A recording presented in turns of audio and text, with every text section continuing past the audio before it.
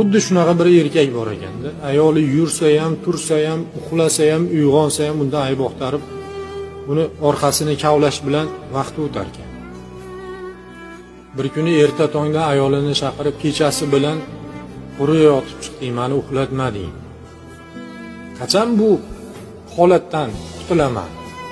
Haligi ayol bechora ming hijolat haligi erini oldida nima qilishni bilmasdan unaqa qilmayman, quruq yotmayman. Endi ayol kishi nima qiladi? Hijolat bo'lganidan ham tan olmayapti-da. O'sha kuni kechasi hali ovoz yozadigan uskunami, apparatmi, o'shanda isbotlab beraman senga. Tan olmadingmi? Endi o'sha narsani isbotlab beraman deb kechasi quruq otishini kutib uxlamabdi haligi erkak. Ayolini aybini isbotlayman debdi. Ovozini yozib olibdi.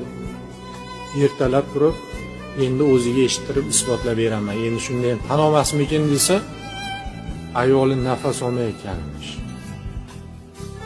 Shu oxirgi kechasi bo'lgan ekanda. Issiq jonda qachon o'lishini bilmaydi hech kim.